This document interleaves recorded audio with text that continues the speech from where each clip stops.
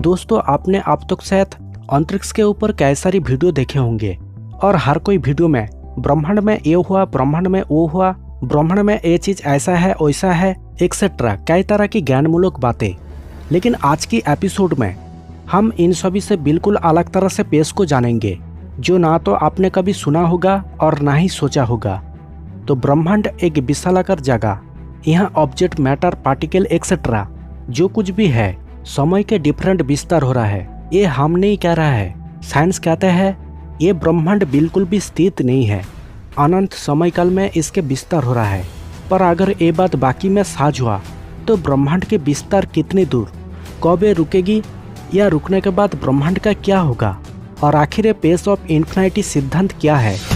तो hello guys, मैं हूं शिव प्रसाद। चलिए शुरू करते हैं आज के इस नए एपिसोड। दोस्तों, ये वीडियो आपके लिए माइंड ब्लोइंग होने वाला है, तो वीडियो को अंत तक कंसिडरेशन में देखना। इन्फिनिटी यानी जिसे आकार देने में इसके कोई अस्तित्व नहीं, इसे आप एक तरह से कह सकते हैं एम्प्टी स्पेस या और कुछ।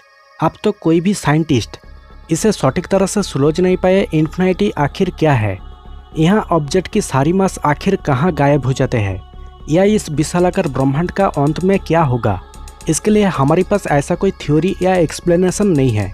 बेसिकली यूनिवर्स के ऊपर स्टडी करके जितनी भी थ्योरी बनाया जाते हैं उनमें से 95% सिद्धांत अपने सोच पर डिपेंड करके बनाए जाते हैं। बाकी में हम नहीं जानते किसी चीज़ के ऊपर स्टडी करके बनाया गया वो थ्योरी वास्तविक में सही होगी कि नहीं। हम केवल यहाँ बैठे बैठे अंदाजा लगा सकते हैं शायद वो चीज़ें इस तरह की होगा या उस तरह की हो सकती है, जो कि यहाँ सारा कुछ को साबित कर पाना इम्पॉसिबल। तो इसी बात पर यहाँ इन्फिनिटी सिद्धांत डिपेंड करती है ब्रह्मांड की विस्तार या फैलने के ऊपर। जैसे कि हम जानते हैं पेस असल में उनके खुद के प्रॉपर्टी, और यहाँ हर कोई ऑब्जेक्ट, मैटर, पार्टिकल सारा कुछ पेस की स्ट्रक्चर के ऊपर समाया हुआ है। अब पेस यानी जगह, तो इस खाली जगह पर कोई भी चीज़ की उपस्थिति जाहिर करना इम्पॉसिबल नहीं हो सकता। बट सवाल उलझ जाते हैं जब हम इसे मापने की बात करते हैं। निश्चित रूप से ये विशालाकार ब्रह्मांड किस आकार के है, क्या एक कागज के टुकड़े की तरह, आखिर कितनी बड़ी। सच बात तो ये है कि हमारे पास इसके कोई एक्सप्लेनेशन नहीं है। हम चाहकर भी कभी पता नहीं कर सकते ब्रह्मांड आखिर कितनी बड़ी, क्योंकि भले ही इंसानों का दिमाग लाइट के स्पीड से भी तेज काम कर रहा हो, पर वो पूरी यूनिवर्स के सामने एक सूक्ष्म पार्टिकल जितने। अब ये सूक्ष्म पार्टिकल के जरिए पूरी ब्रह्मांड के आकार को मापना नामुमकिन। एग्जाम्पल सोचिए, ये टेबल एक यूनिवर्स और ये चिट्ठी हम इंसान।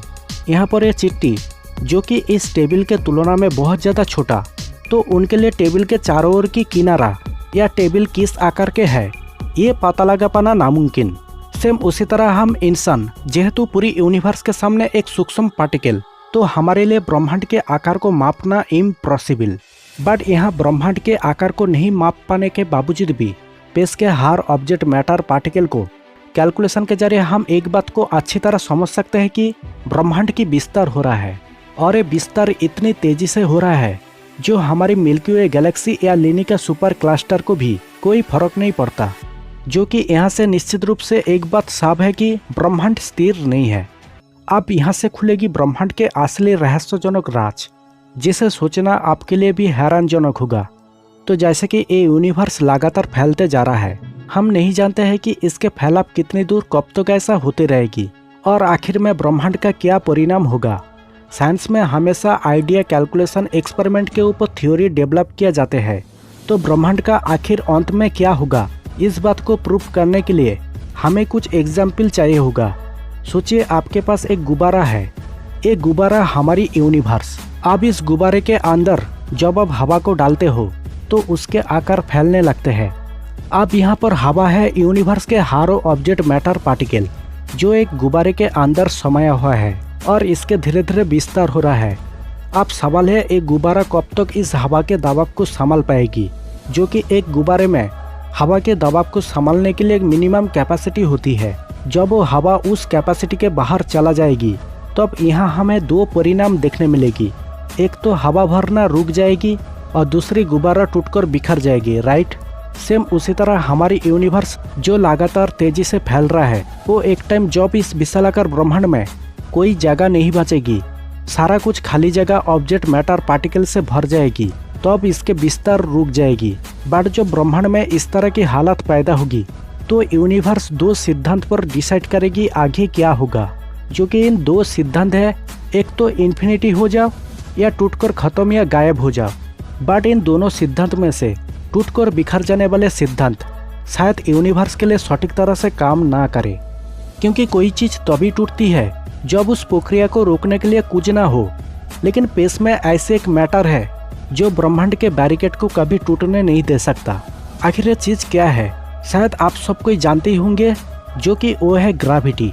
बेसिकली ग्रेविटी एक ऐसी मैटर जो हमेशा चीज़ों को अपने ओर खींचेगी, उनके सीमा से कभी बाहर जाने नहीं देगी।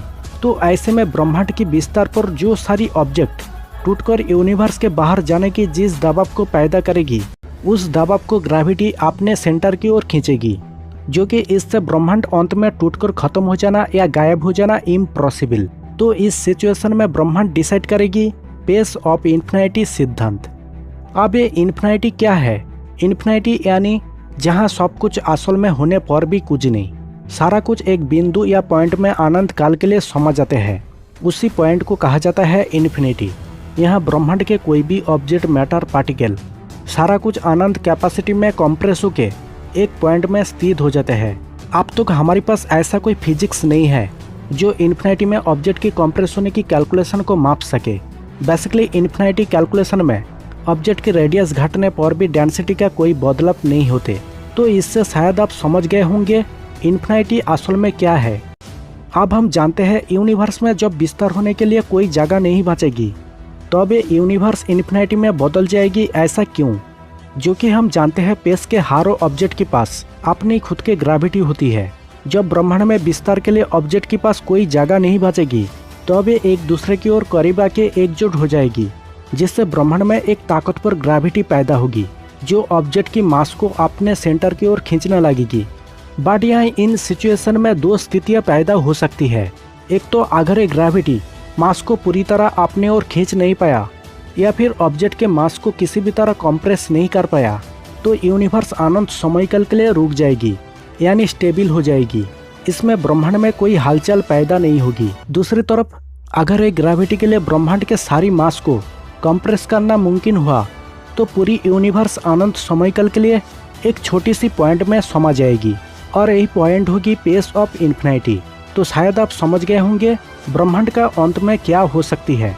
क्या ये अंत में टूटकर बिखर जाएगी, गायब हो जाएगी, या इन्फिनिटी हो जाएगी, या हमेशा के लिए स्टेबल हो जाएगी? इन तीनों सिद्धांत में से आपको क्या लगता होगा ब्रह्मांड का अंत में क्या होगा? तो दोस्तों, अगर ये वीडियो आपको बाकी में पसंद आया हो तो लाइक, दोस्तों के साथ शेयर कीजिए और चैनल को सब्सक्राइब करना ना भूलें, क्योंकि हम लाते हैं हर एपिसोड में साइंस और एजुकेशन रिलेटेड इंटरेस्टिंग फैक्ट। तो जय हिंद, आपके दोस्त शिव प्रसाद।